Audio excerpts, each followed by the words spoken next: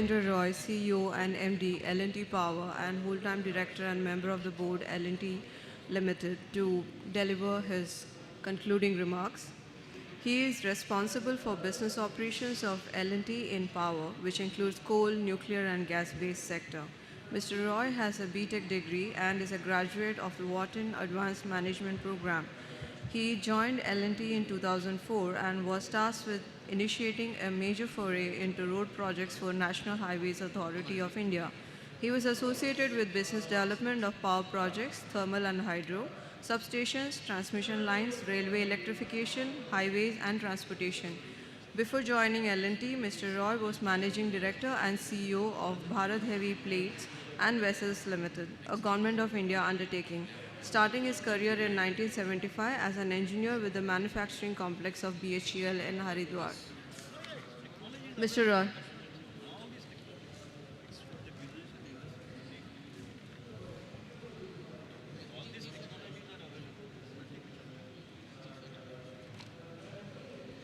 Good morning.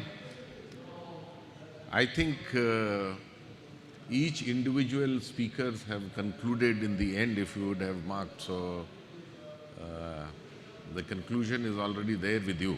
However, there are few points which I wanted to put across, and then we await decisions as to what and how the planners will go about.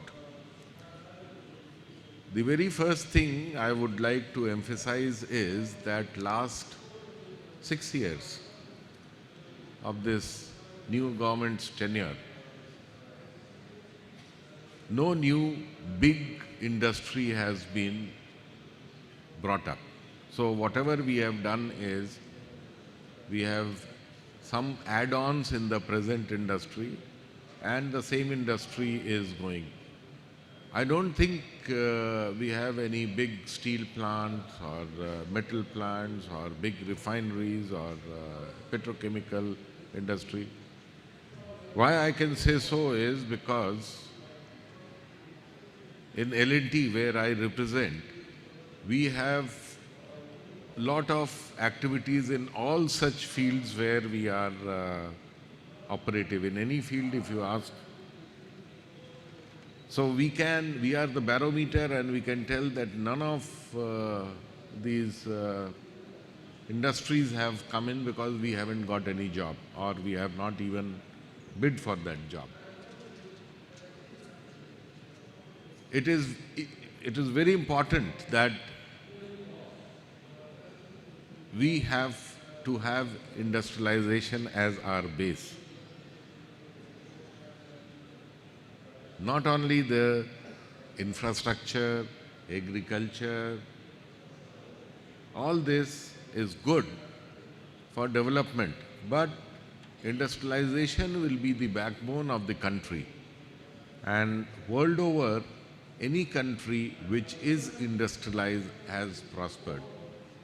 We have been talking of a very different GDP growth over a period of time, last 3-4 years.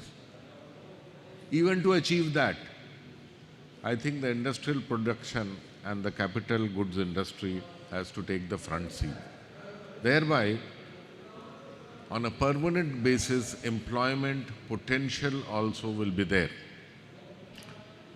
So my take is, sooner or later, I think we have to get into industry. And to set up an industry, I am assuming the funds will be available and there will be industries which will be coming up. And to set up an industry, I think it will require 4 to 5 years of time from scratch to finish, once we have all the funds available, plans on board. We have been talking about renewable power, thermal power, gas, nuclear power and all that.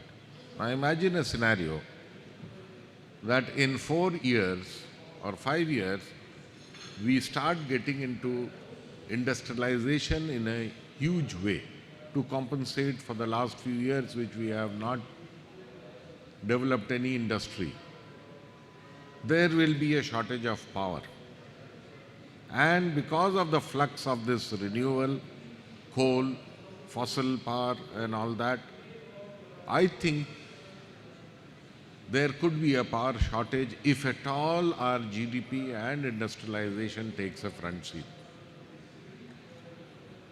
It's a buzzword today, environment, pollution and all that, but we have to survive in the same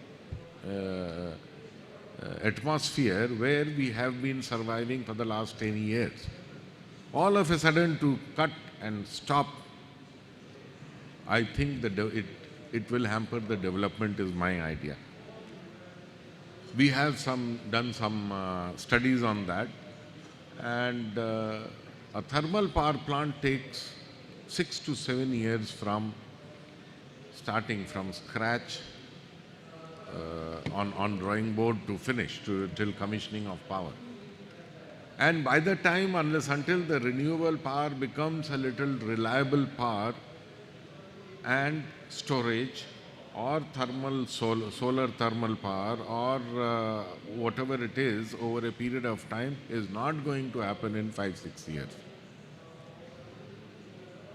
So it is high time that immediately we have to concentrate on being self-sufficient in power, which I foresee in next 4 to 5 years there will be a huge shortage. Nuclear projects will not be coming up that soon, and there will be a huge shortage of power. So, at least for 3-4 years, to have a base level requirement, and if at all India is bothered about the growth in power, we can simultaneously develop over a period of time, I would say 10 to 15 years, renewable power will be the answer, slowly. We have lot of issues in, success of the PV as well as solar power as well as, renewables. But it will settle down over a period of time. But my suggestion would be that at least for 10 years, till it happens, we keep on adding power so that at least one part of it where we have achieved is self-sufficiency in power. The second part is that if at all India is a growth story, and we all have been talking right from political levels to bureaucratic levels and to business levels, that India is a growth story. We have to keep in mind that that growth story is not going to happen unless until industrialization and power self-sufficiency is going to be there. Renewable and all that will not let you run a steel plant, for example. But there will be a bank of power which will be coming at various ends. I started my career with BHEL. I'll give you a very small example. I'll not take much time because as such we are delayed. And as usual, it was a government organization, and we had developed long time back, I'm talking about 30 years back, solar water heaters. So we tried to market it about 30-35 years back. We tried to market it. Those days, whatever the technology was there. And nobody would buy. Because as an abundance precaution, we had electric connectivity also. If the solar power is not there and the water is not there, at least you can switch on the electricity. Ultimately, our senior level and commercial people got a breakthrough, and we supplied to all the members of parliament, both Lok Sabha and Rajya Sabha, their residences. We took the responsibility. And imagine we were dealing at a very different level. And ultimately, every day we used to get a call, especially in winters, that the water is not heating. So we converted all the solar supplies into electrical normal supplies.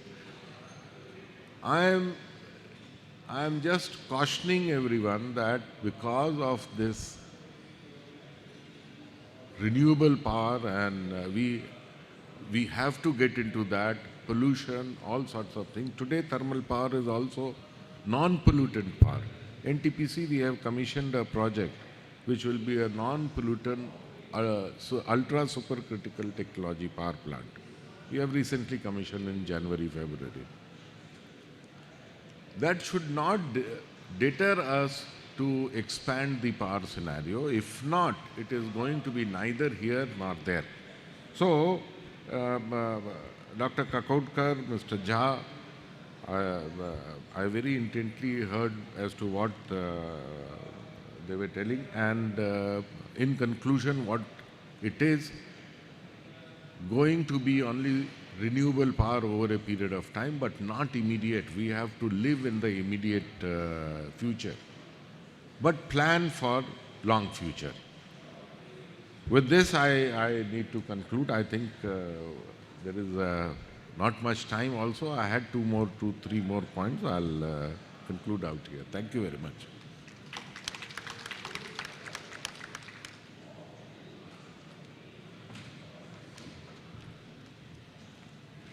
Before we head for our vote of